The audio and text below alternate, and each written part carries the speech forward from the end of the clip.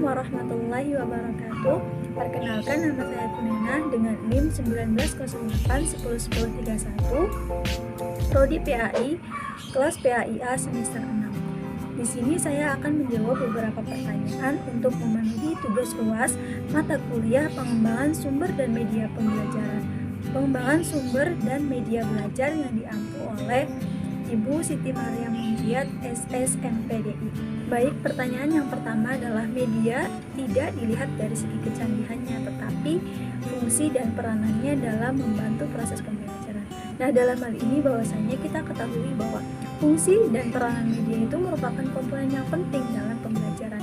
Jika kita lihat dari fungsi media itu sendiri kan yaitu mampu memberikan motivasi, minat, dan juga tindakan, serta menyajikan informasi dan juga mampu memberi instruksi dan lain sebagainya. Sedangkan peranan media itu sendiri adalah pembelajaran yang dapat digunakan untuk menyalurkan pesan pengirim kepada penerima, yang dalam hal ini melalui media pembelajaran juga dapat membantu peserta didik dalam menjelaskan sesuatu yang disampaikan oleh pendidik. Dalam hal ini menurut Talfonau. Adapun kecanggihan merupakan aspek dalam media pembelajaran yang mana sebagai pelengkap dalam menjadikan eksistensi media pembelajaran untuk menjadi lebih elegan, sehingga aspek tersebut itu merupakan aspek pendukung saja gitu. Jadi aspek kecanggihan hanya aspek pendukung sebagaimana pertimbangan dalam proses pengembangan media pembelajaran. Nah, namun fungsi dan perananlah yang menjadi fokus dalam mengembangkan media pembelajaran, sehingga media pembelajaran itu mampu efektif sebagaimana eksistensinya sebagai media pembelajaran.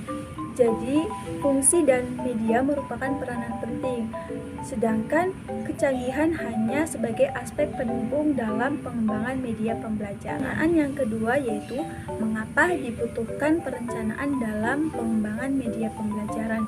Nah, dalam hal ini mengapa sih dibutuhkan perencanaan dalam pengembangan media pembelajaran? Dalam hal ini alasan dibutuhkannya perencanaan dalam pembelajaran yaitu agar pembelajaran itu berlangsung secara sistematis atau pembelajaran tidak berlangsung secara seadanya gitu atau monoton, akan tetapi berlangsung secara terarah dan juga terorganisir.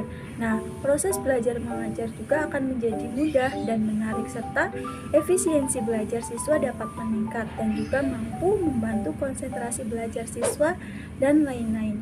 Dengan demikian, guru pun dapat menggunakan waktu secara efektif untuk mencapai tujuan pembelajaran dan juga mencapai keberhasilan pembelajaran. Nah, pertanyaan yang ketiga yaitu tahap pelaksanaan adalah tahap yang menentukan dari pengembangan media pembelajaran. Jelaskan tahap-tahapan dalam pelaksanaan pengembangan media pembelajaran tersebut. Nah, dalam hal ini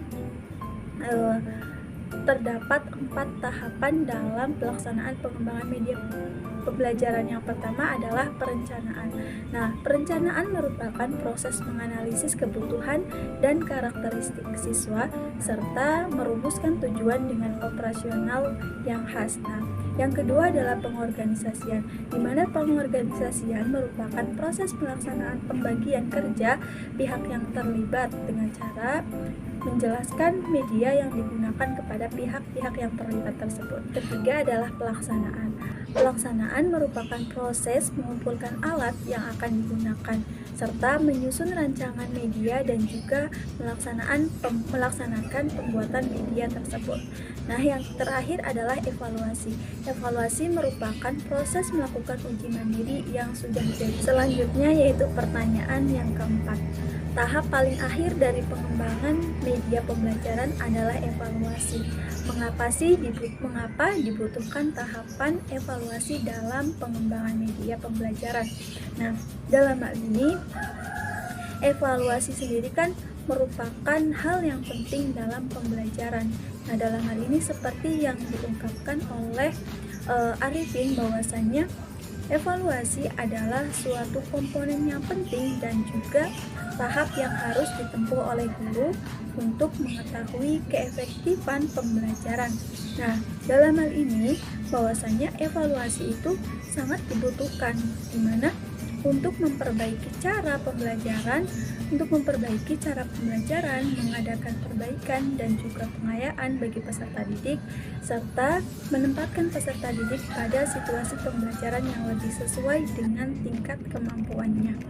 Lalu pertanyaan yang kelima adalah bagaimana pelaksanaan pengembangan media dan sumber belajar di tingkat SLB pada mata pelajaran PAI dan juga budi pekerti. Dalam hal ini, dalam pembelajaran di SLB, guru itu menjadi pusat atau sumber belajar dalam pelaksanaan pembelajaran, di mana peserta didik itu didampingi dan dibimbing oleh si guru secara satu persatu atau juga sering disebut dengan individual teaching.